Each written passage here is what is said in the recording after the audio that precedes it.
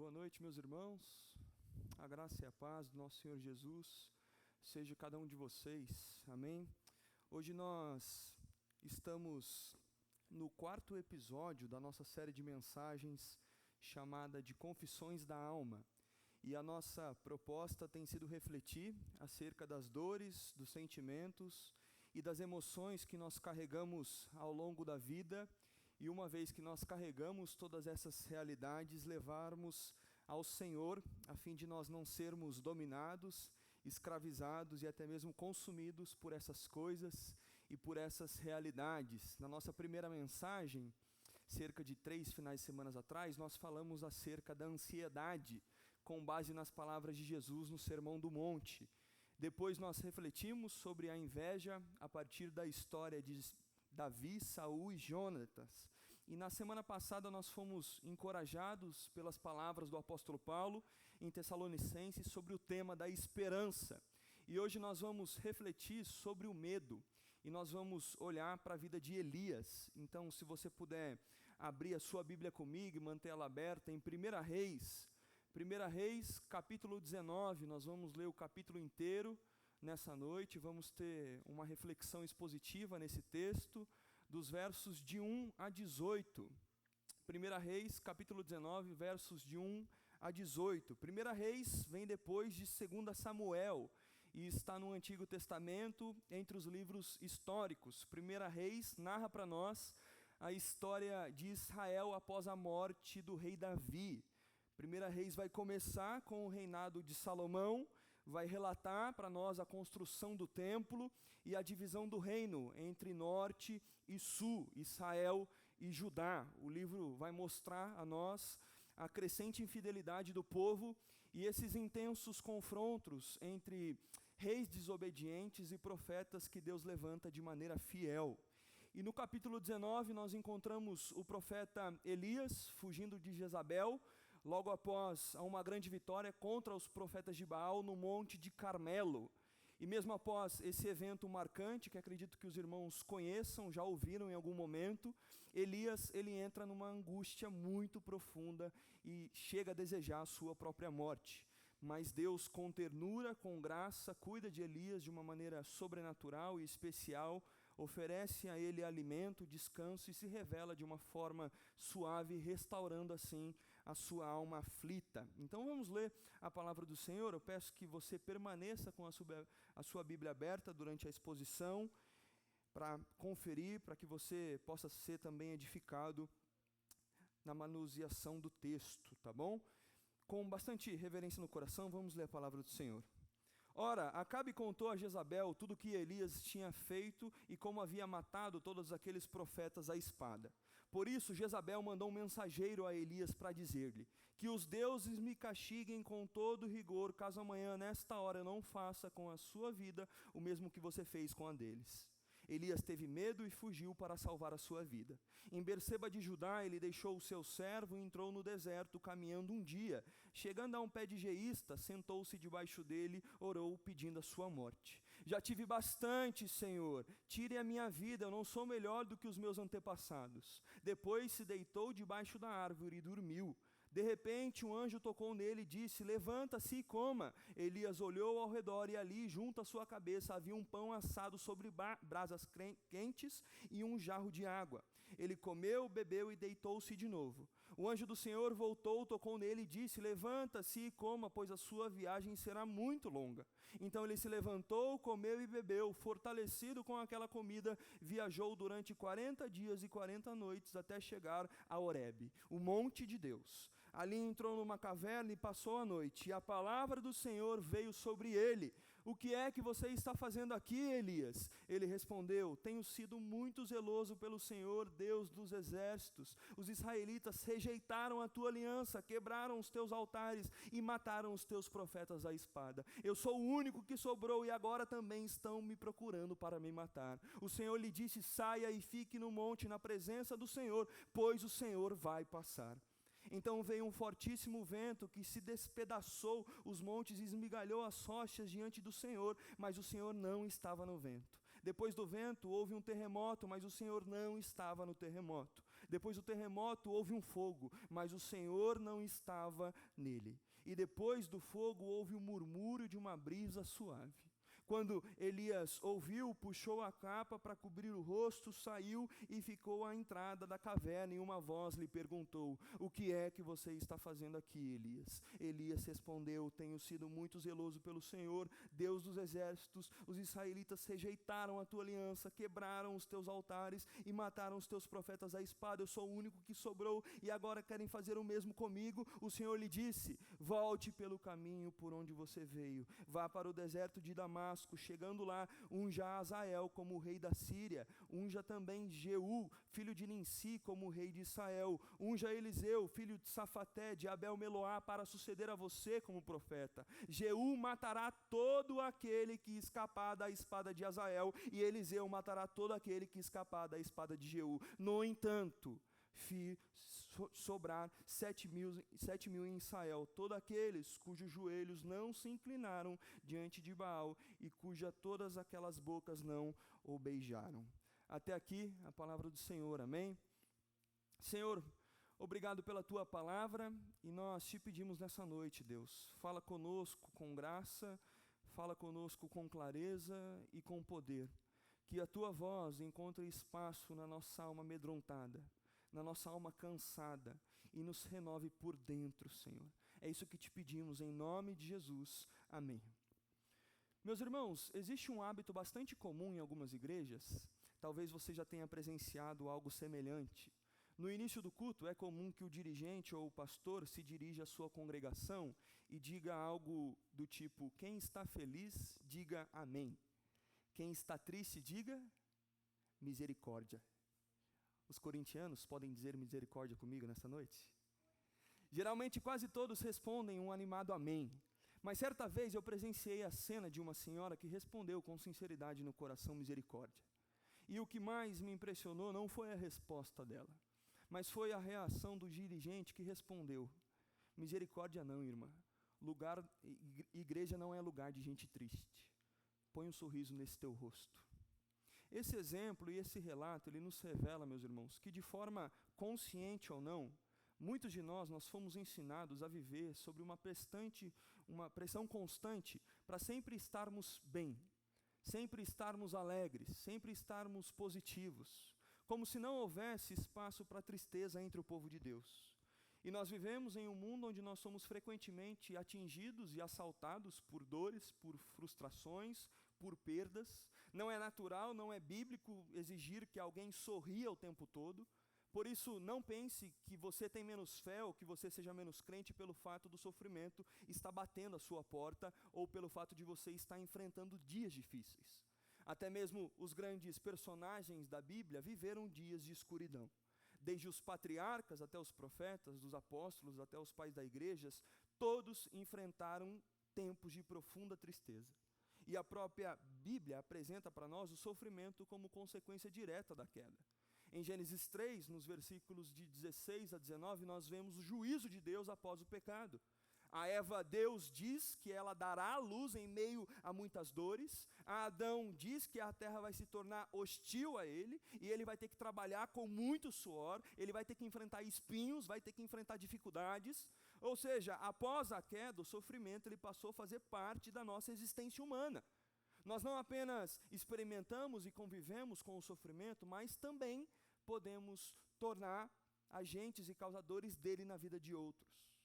Por isso, meus irmãos, não se espante se o sofrimento bater à sua porta.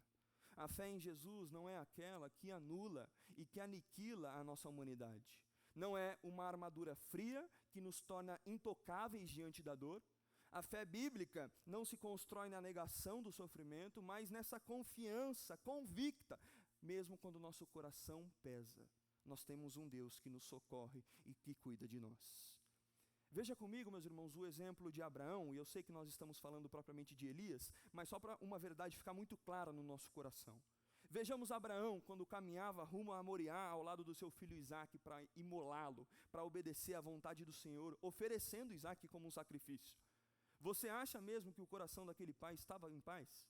Quando Isaque pergunta: pai, onde está o cordeiro para o holocausto? O que é que você imagina que passou na mente de Abraão? Abraão era crente, Abraão era homem de Deus, era pai, e acima de tudo era humano. E ainda assim, por confiar na providência divina, ele respondeu com uma única frase: o Senhor proverá, Javé Jirê. Em outras palavras, ele está dizendo: eu não sei, eu não posso, eu não compreendo, eu não gosto daquilo que está acontecendo aqui e agora, mas de uma coisa eu sei: o Deus que me deu Isaac é o mesmo que cuida de tudo, é o Deus soberano a respeito da vida e da morte, e esse Deus, ele tem poder de restaurar até mesmo aquilo que parece perdido. E isso é fé, meus irmãos, uma fé que não anula a nossa humanidade, uma fé que nos liga ao céu sem nos desconectar da terra, uma fé que sim, dá espaço para o choro, dá espaço para a dúvida, dá espaço para o sofrimento, sem, no entanto, abandonar os propósitos de Deus, mesmo quando nós ainda não entendemos. Por isso, meus irmãos, nunca vai ser fácil enfrentarmos o sofrimento. O profeta Elias foi um homem poderosamente usado por Deus. Elias era um tesbita que veio de uma vila pequena e desconhecida chamada Tisbé, muito possivelmente localizada na região de Gileade ou Naftali. Nós não conhecemos nenhum outro personagem bíblico habitante dessa terra, mas de um lugar inexpressivo, de uma família sem destaque no cenário mundial, Deus levanta um homem para ser sua voz nos dias do pior rei que Israel já teve, Acabe. E um dos episódios mais marcantes da vida de Elias foi exatamente esse confronto com Acabe, os profetas de Baal e o povo de Deus que havia se afastado do Senhor. E o ponto alto desse confronto está registrado em 1 Reis, capítulo 18, versos 36 a 41, uma página para trás do texto que nós lemos.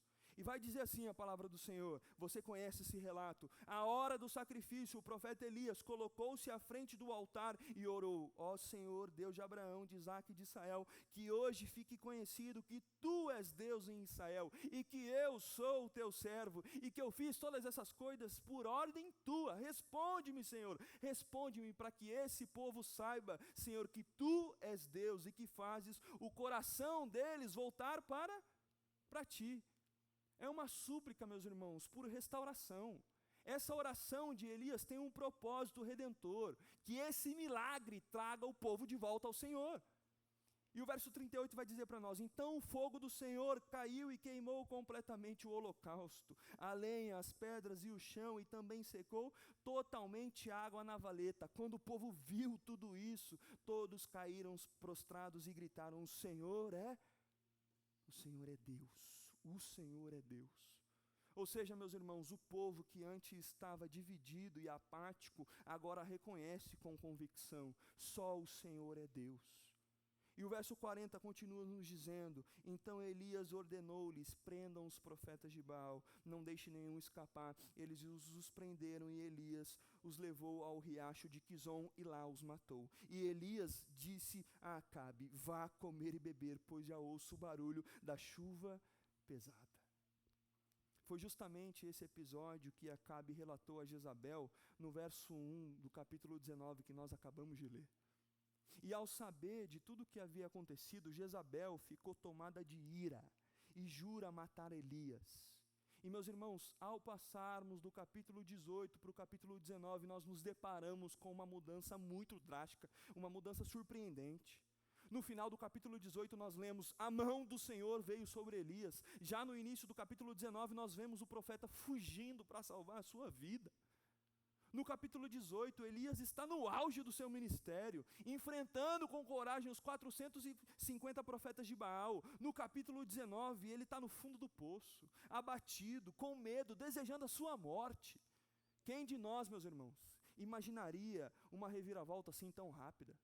O profeta que ameaçou reis e multidões, agora foge ameaçado por uma ameaça de uma mulher. E existe um outro detalhe interessante que não pode passar desapercebido por nós no verso 1. Não existe, meus irmãos, qualquer menção a respeito às maravilhas que o Senhor realizou no Monte Carmelo. mesmo diante de tudo aquilo que o Senhor havia feito, fogo caindo do céu, o povo se rendendo, os profetas de Baal sendo derrotados, Acabe não diz uma palavra sequer sobre a ação de Deus ao contar esses acontecimentos a Jezabel. E isso nos revela, meus irmãos, a verdade profunda de que Deus, preste atenção, Deus não tem lugar nos pensamentos dos perversos. Pelo contrário, os pagãos, eles fazem de tudo, meus irmãos, para banir Deus da sua consciência.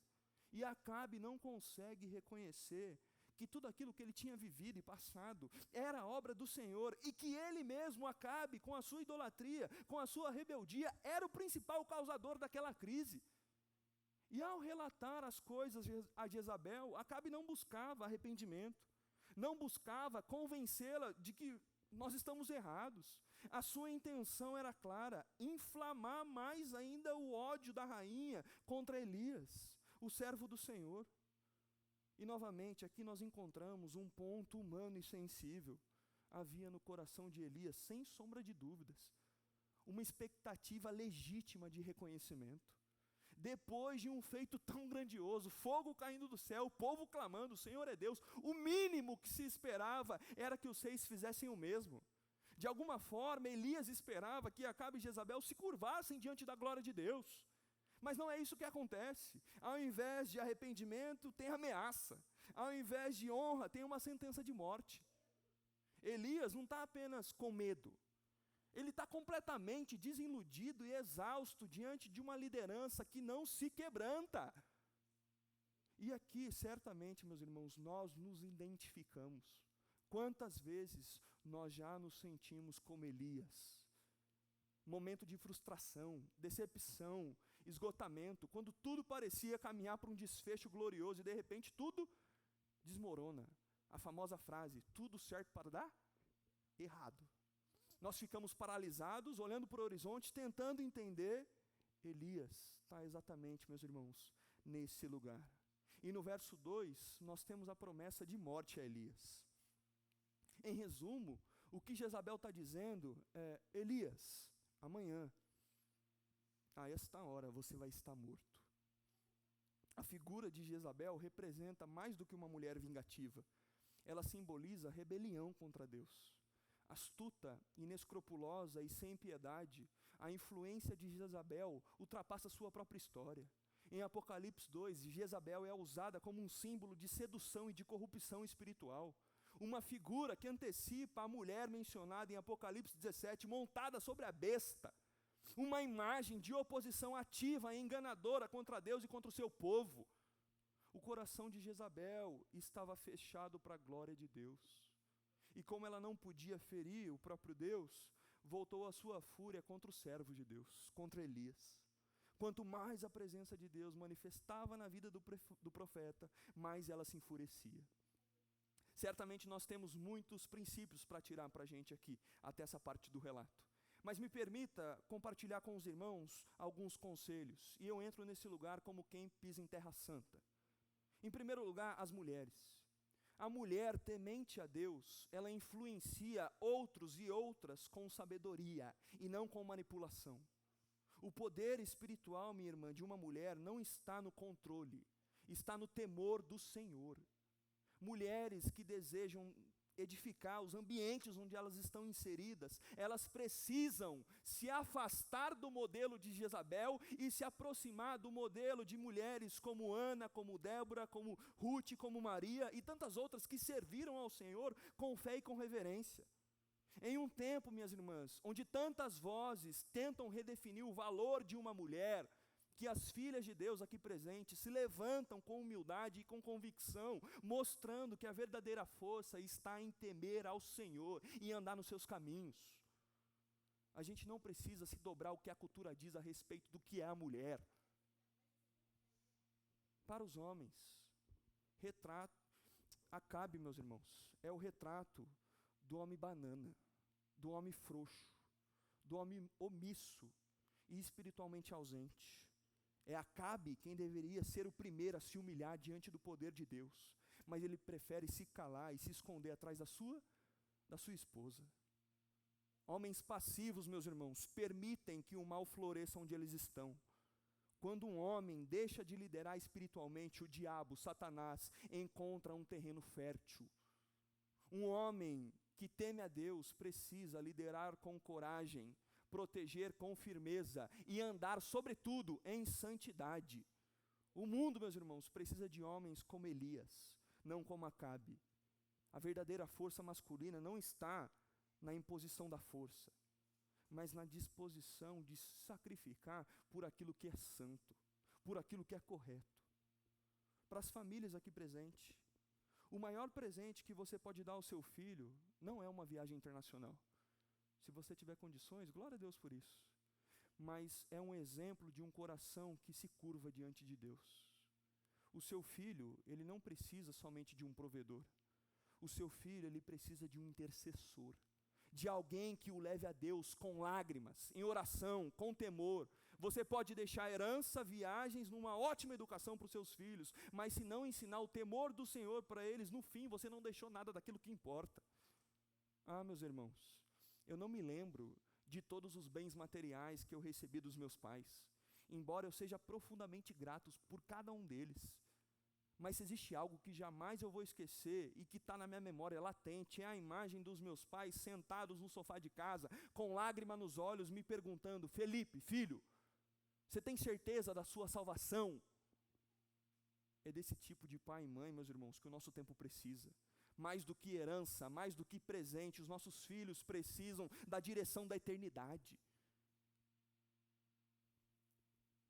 Retomando a história de Elias, Elias é ameaçado por Jezabel, e o Senhor o adverte a tempo, e Elias consegue escapar antes que a sua vida seja tirada. E esse livramento talvez nos conduz para uma das partes mais tristes da narrativa, a reação de Elias. Ao invés de levar o seu caso diante do Senhor e esperar com paciência, como ele costumava fazer diversas vezes, Elias, ele assume o controle da situação, e quando assume o controle da situação, como eu e você, o que a gente faz? A gente age impulsivamente. E aqui Elias foge para salvar a sua vida. E talvez seja por isso que Deus permite que nós vejamos a fragilidade, até mesmo nos seus melhores servos. Talvez seja para nos lembrar, meus irmãos, que na sua melhor forma, o melhor dos homens, a melhor da mulher, nunca passa de uma mulher, nunca passa de um homem. Não importa quão talentoso você seja, não importa quão usado por Deus você já foi, basta que o poder de Deus seja retirado de nós e todos verão que nós somos apenas vasos de barro. Nenhum homem, nenhuma mulher se mantém um minuto sequer sem ser sustentado pela graça sustentadora do nosso Deus. A nossa força, meus irmãos, está somente no Senhor. E como diz o profeta, o apóstolo João, sem Ele nós nada podemos fazer. Uma vez que nós cremos que isso seja verdade, nós não deveríamos nos surpreender ao lermos a partir do verso 3. Elias teve medo e fugiu para salvar a sua vida. Diante das palavras de Jezabel, Elias se levanta e foge para Berseba. De lá, ele caminha sozinho pelo deserto até parar sob um pé de geísta, ou zimbro, como dizem outras versões. Os irmãos sabem o que é um pé de geístra? Zimbro. Alguém tem em casa isso? Essa árvore, meus irmãos, era comum na região, e ela costumava medir de 1 a 3 metros, com folhas curtas e espinhosas que raramente caíam. Uma árvore nada confortável para estar do lado dela. Elias, cansado e dominado pelo medo, senta à sombra dessa árvore sem força e deseja morrer. E esse é o retrato de um homem quebrado. Elias já não mais enxergava a face de Deus. Havia apenas uma mulher furiosa. O medo, meus irmãos, tomou o lugar da fé. A mente, antes firme no Senhor, agora estava consumida pelas circunstâncias. Isso nos leva a uma aplicação. A única libertação do nosso medo carnal é a fé viva em Jesus. Elias até aqui havia sido sustentado por uma visão clara a respeito do Deus vivo, mas agora ele tirou seus olhos do Senhor. E isso nos lembra das inúmeros alertas e exortações que as Escrituras nos dão sobre o perigo de nós andarmos por vista e não por fé. Porque quando nós andamos por aquilo que nós vemos, as dificuldades elas parecem maiores do que realmente elas são. A fé se enfraquece, a vida espiritual fica paralisada, mas mesmo quando tudo à nossa volta parecer desmoronar, Deus, meus irmãos, Ele é capaz de nos sustentar, não apenas contra as dificuldades, mas dentro dessas dificuldades. Por isso, somente os olhos da fé fixos no Senhor podem nos manter firmes, constantes na nossa caminhada, e é somente pela graça de Deus que nós conseguimos, como povo dele, viver em integridade, mesmo no meio do medo e mesmo no meio da pressão.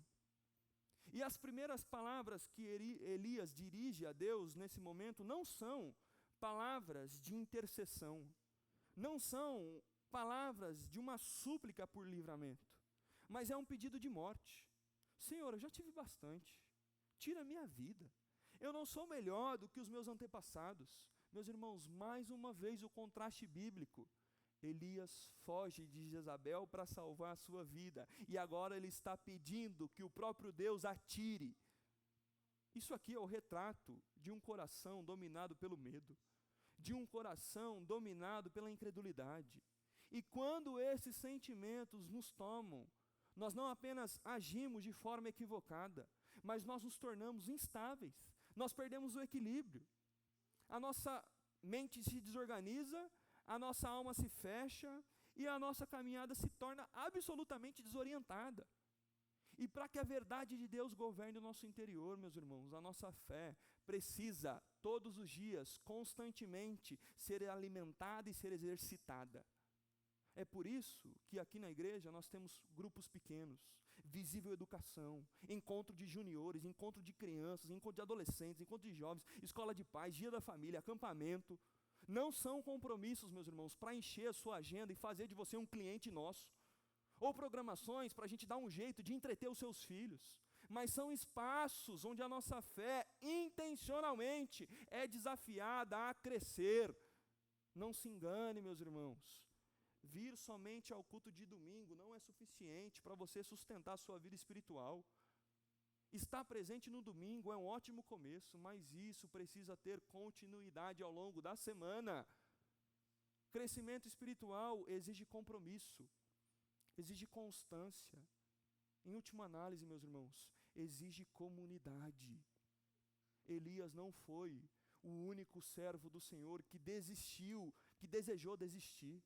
Moisés, Jonas, Jeremias, esse desejo de parar, esse desejo de ir embora, de sair de um mundo de tribulação, não é algo exclusivo dos ministros de Deus.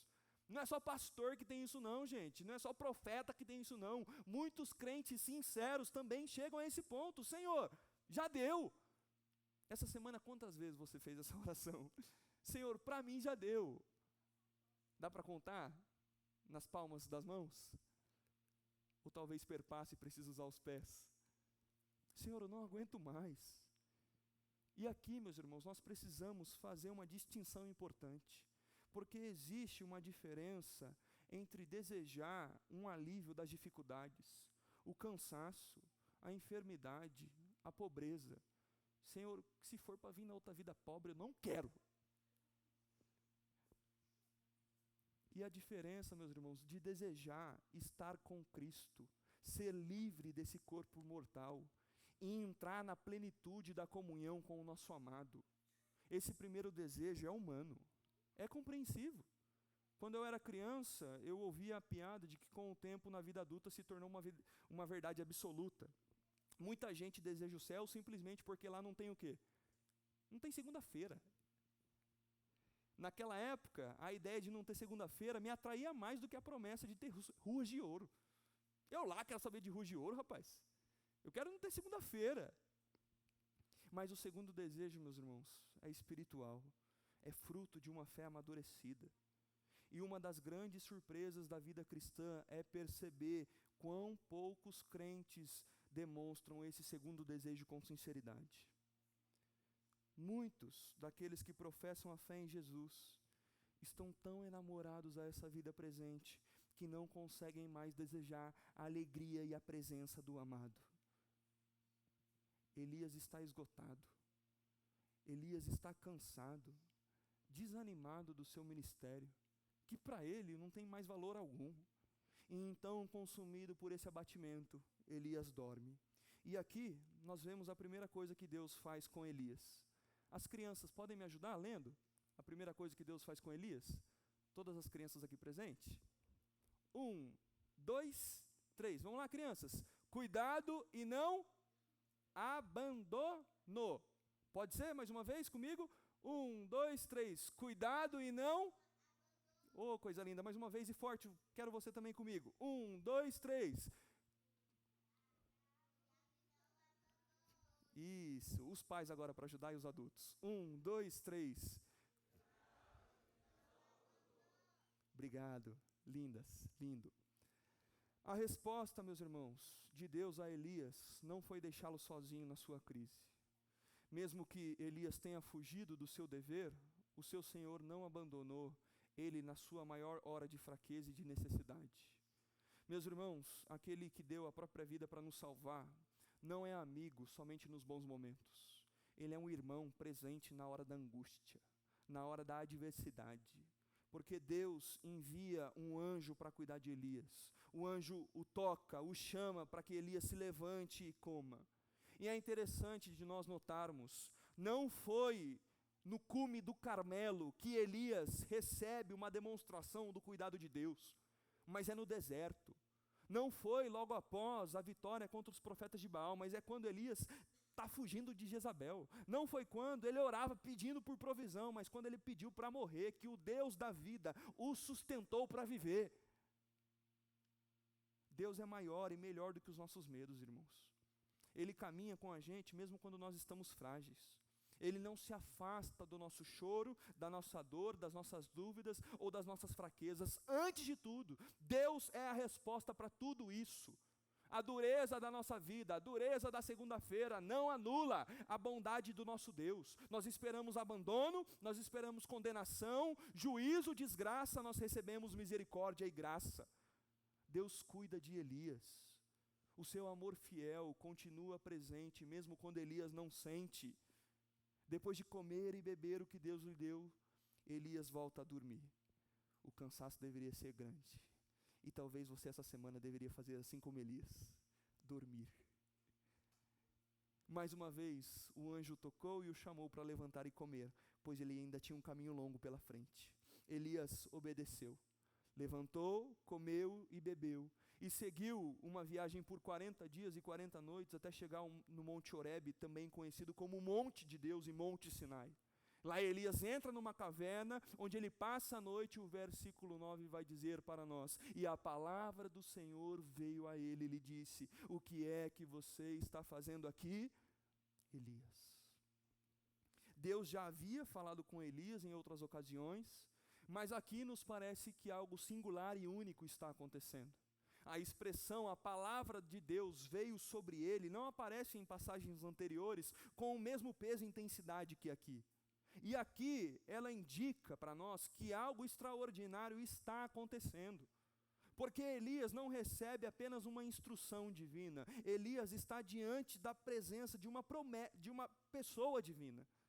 Quem o interroga nesse momento não é um mensageiro qualquer, mas a própria palavra eterna de Deus, a segunda pessoa da Trindade, o Verbo que habitou entre nós e fez carne. Elias havia se desviado do caminho do Senhor, e o seu Senhor sabia disso. O Deus vivo, meus irmãos, sabe onde estão os seus servos, o que estão e também o que deixaram de fazer. Quando era criança, crianças diante do trono, a gente brincava falando que era distante do trono. Me lembro de uma música. Não dá para brincar, meus irmãos, de esconde-esconde com Deus. Não dá para viver longe do amor dele. Não importa onde você estiver, ele vai olhar para você e com braços abertos, uma vez que você é filho e filha, ele vai querer te ver feliz. Ninguém escapa do olhar do nosso Deus, porque os seus olhos estão em todos os lugares. É interessante, meus irmãos, que a pergunta que Deus faz para Elias é uma repreensão sutil, é uma repreensão que é dirigida à consciência de Elias. Elias, pensa aí. Meus irmãos, uma fé que não te faz pensar é maldita, é diabólica. Não vem com esse papo de desbloquear seu mindset, não. É inimigo.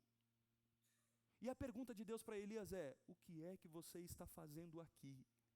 E Elias responde, eu tenho sido muito zeloso pelo Senhor. Um texto que vai aparecer no verso 14, Deus dos exércitos, os israelitas rejeitaram a tua aliança, quebraram os teus mandamentos e mataram os teus profetas à espada. Eu sou o único que restou e agora, Senhor, estão querendo fazer o mesmo comigo.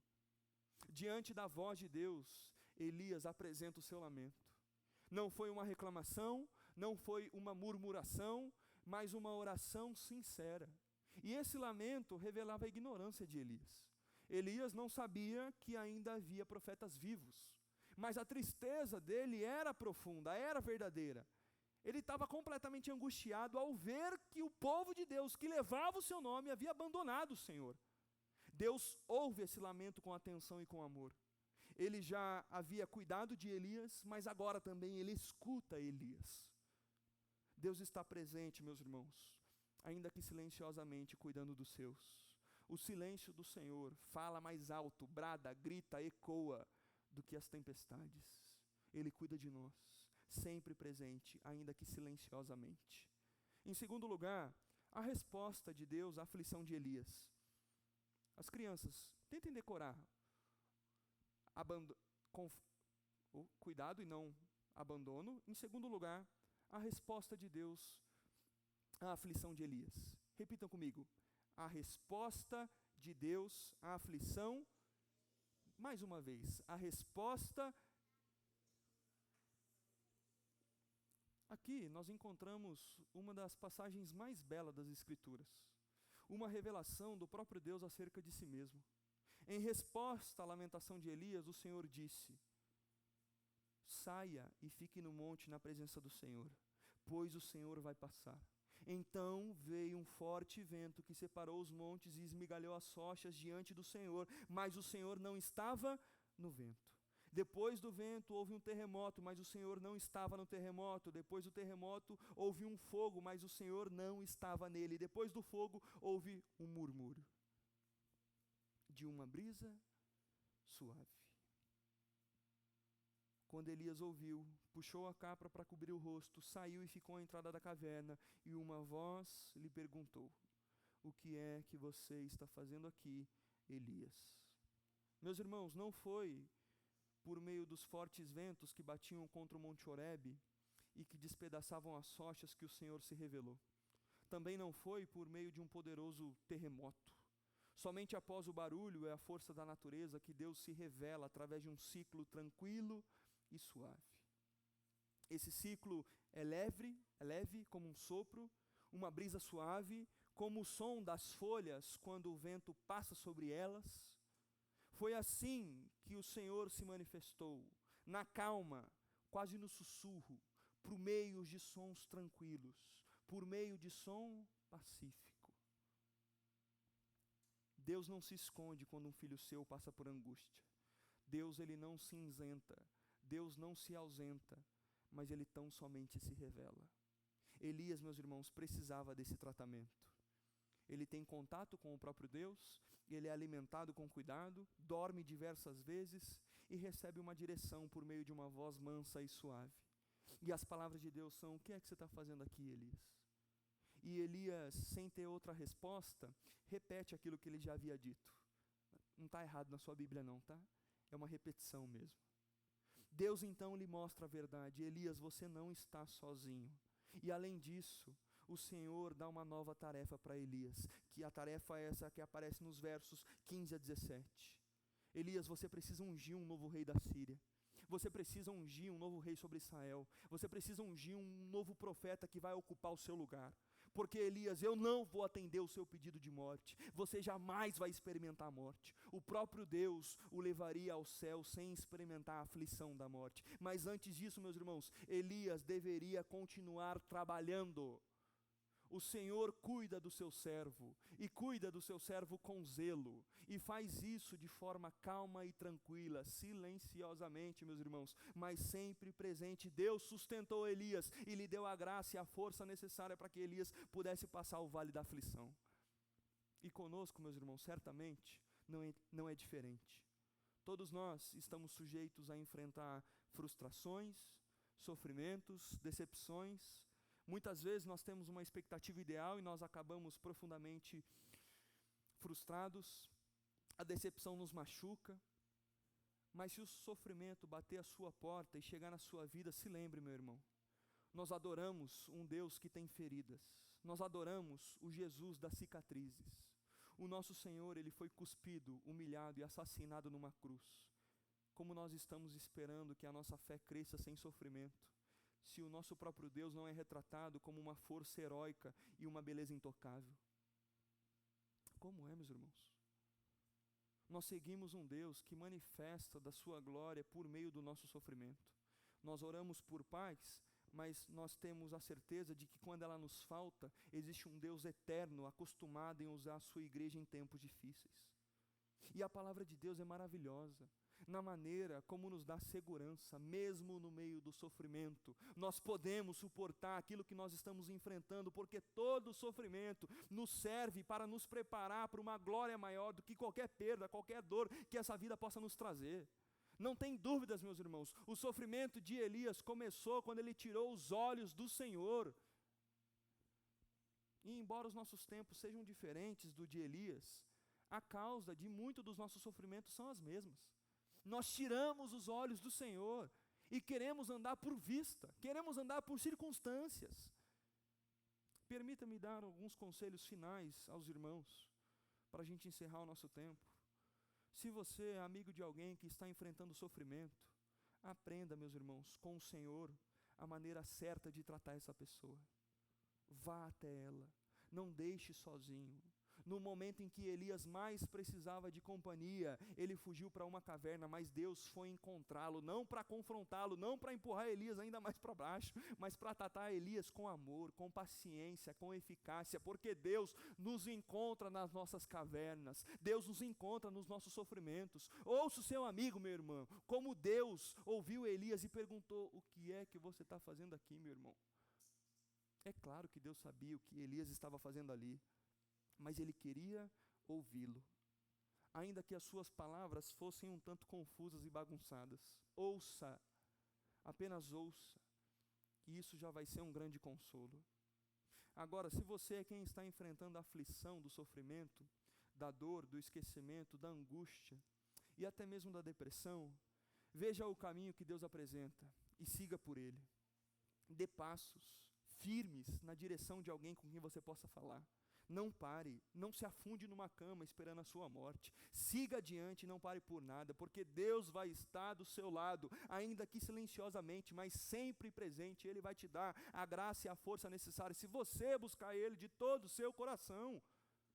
Existe um Deus que sofre com você, nas suas dores, nas suas perdas. Um Deus que, mesmo sendo soberano, Ele se comove com as situações difíceis que Ele mesmo permite que eu e você venham enfrentar. Um Deus empático, um Deus amoroso, um Deus presente. É no sofrimento, meus irmãos, que Cristo está formando uma comunidade de pessoas mais parecidas com Ele. Deus nos sustenta na fé por meio do sofrimento. Portanto, meus irmãos, olhem para Jesus, o autor e consumador da nossa fé. Nós precisamos olhar para aquele que é o nosso padrão nos momentos difíceis, porque Jesus teve sabedoria, Jesus teve fé no sofrimento, e assim nós devemos imitá-los. Ele foi enviado para sofrer por nós, e ele sofreu firme no Senhor, mesmo se sentindo abandonado numa cruz. Eu e você nessa noite, nós não somos desamparados, porque Jesus, o Elias maior, no seu maior momento de angústia, foi desamparado, para que nós pudéssemos ser aceitos, acolhidos. Essa história, meus irmãos, não é sobre nós, muito menos sobre Elias, é sobre Jesus. É sobre aquele que, por meio da sua obra perfeita e do seu sacrifício suficiente, nos deu tudo o que nós precisamos, tudo, meus irmãos, para permanecermos firmes nele. Foi Ele quem não largou a fé no meio da dor, mesmo suando sangue, para que eu e você pudéssemos ter fé, mesmo quando tudo parece desabar. Silenciosamente, mas sempre presente, Deus estará conosco. Baixe tua cabeça, feche os teus olhos, vamos a Deus em oração. Senhor nosso Deus, nós te agradecemos porque o Senhor não se afasta quando nós estamos fracos. O Senhor não se afasta quando nós estamos confusos. ou com medo. Pelo contrário, o Senhor se aproxima, o Senhor nos alimenta, o Senhor nos ouve, o Senhor nos restaura. Assim como o Senhor visitou Elias, Deus, naquela caverna, visita também cada coração aqui presente. O Senhor sabe daqueles que chegaram aqui cansados, desanimados ou sobrecarregados. Nos ensine, Deus, a perceber a Tua presença, mesmo quando não há vento, mesmo quando não há fogo, mesmo quando não há terremoto. Que possamos ouvir a Tua voz suave, que nos chama pelo nome e que nos levanta para um propósito. Deus fiel, Deus bondoso, Deus gracioso, renova hoje a nossa fé. Nos livra, Senhor, de caminhar apenas com os olhos nas circunstâncias. Nos dê coragem, Senhor, para seguir, mesmo quando nós não temos todas as respostas. E nos lembre de que ainda há muito pela frente, há muita jornada adiante, e que o Senhor ainda tem muito a fazer em nós e por meio de nós, para a Tua glória. É no nome de Jesus, a nossa força no meio da fraqueza, que nós oramos e agradecemos. Amém.